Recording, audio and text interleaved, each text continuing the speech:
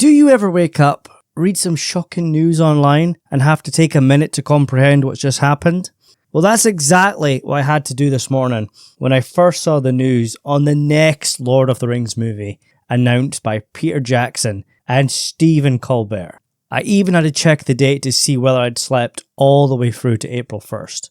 So basically, Warner Brothers will release The Hunt for Gollum in December 2027, and for some time, we have known there was at least one other Middle-earth movie planned, set inside Peter Jackson's universe.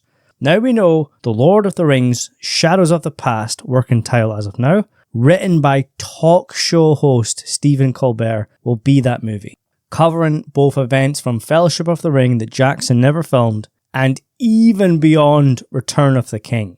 Insanity, and this has me deeply conflicted.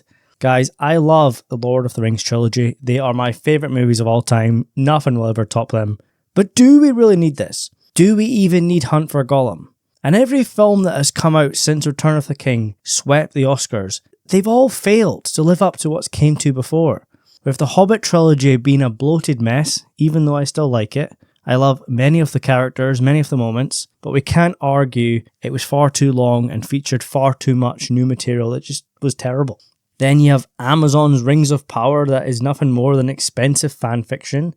And the latest film in Jackson's universe, The War of the Rohirrim, was just a girl boss adventure that honestly felt like its only purpose was to retain the rights. And I kind of feel that's what these new Middle-earth movies are. Warner Brothers have to make Lord of the Rings movies to retain the license. They've gone to Jackson, they've said, right, here's some money. Do you want to do it? He's like, no, I don't want to direct it, but these guys do. I'll take a passive role, give me lots of money. Maybe film some of my movies I want to make. Maybe give me some money for that. But I don't know. I'm very skeptical on this. So what's this all about then? The official synopsis reads, 14 years after the passing of Frodo, Sam, Merry and Pippin set out to retrace the first steps of their adventure. Meanwhile, Sam's daughter, Eleanor, discovered a long-buried secret and is determined to uncover why the War of the Ring was nearly lost before it even begun.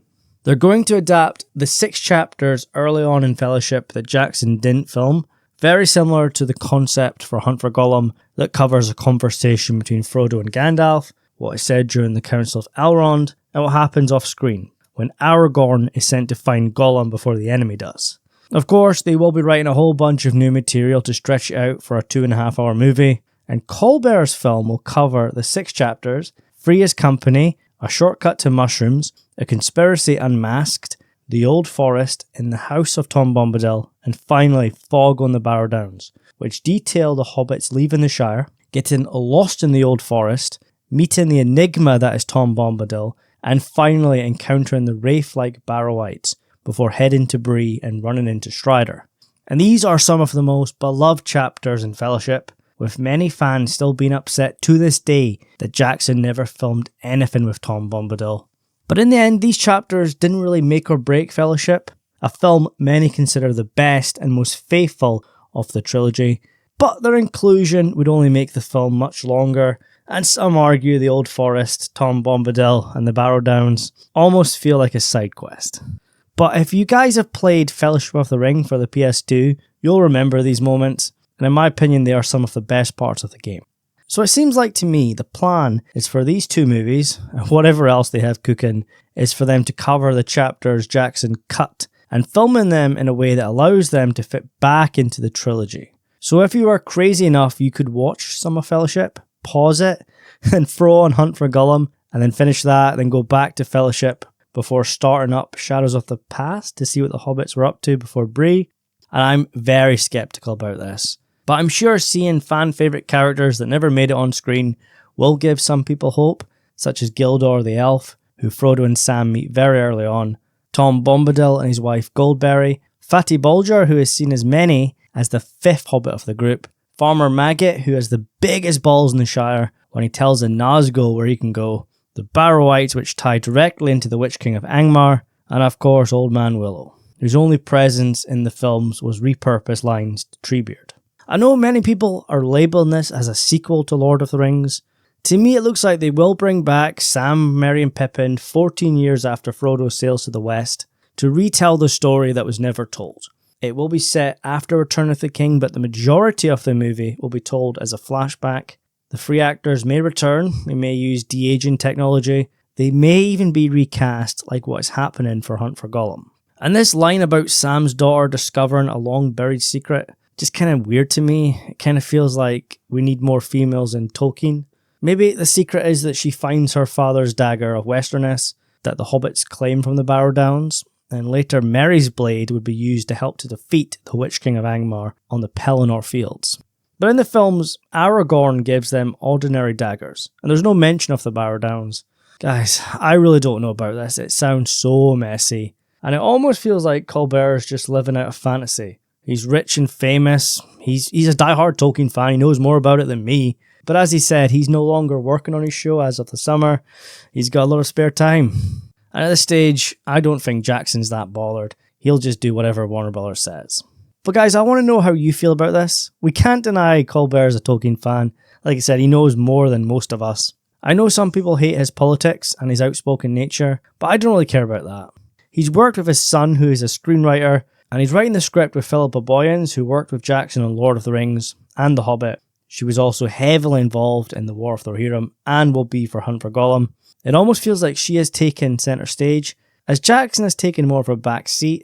He's only been wheeled out for announcements, interviews, premieres, and to sign off him being used for his name. I'm sure some fans will love the idea of more Middle-earth movies inside the Jackson universe, but I'm starting to feel this cash cow is being milked. I'm getting flashbacks to Disney announcing a whole bunch of side projects for Star Wars, like the Obi-Wan Kenobi show, and we all know how that ended.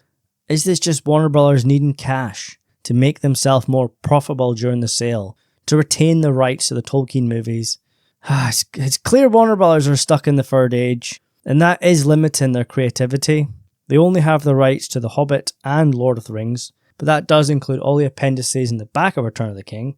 So I suppose they could venture into the second age, but the source material is limited, and I bet Amazon would have something to say about that. The first age and even earlier are basically off limits, so all those epic stories from the Silmarillion are a no-go. But even if they can only adapt the third age, there had to be better stories than this, such as the Angmar War, the retaking of Moria by Balin, and the list goes on and on. To me, it looks like they just want stories that can fit into the trilogy and feature characters and stories people remember, and of course to bring back actors we all loved. It looks like they're going to be wheeling out Sir Ian McKellen as Gandalf until the day he retires. But guys, I want to know your thoughts on this. If The Hunt for Gollum does come out in December 2027, it's unlikely we will see the Shadows of the Past movie until 2029 at the earliest. But maybe The Hunt for Gollum will bomb, maybe they'll just call it a day. Personally, if I was in charge, I would just keep re-releasing the movies in cinema every anniversary, release cool merch, create a studio tour akin to the Harry Potter one down in London, instead of trying to recapture the magic 25 years later. These movies are going to be so expensive, and there is no guarantee they'll make money like they did back in the day. I'm just not feeling it, guys, and there are countless other IPs out there to use as evidence to why some things should be left alone. Hollywood is truly out of ideas.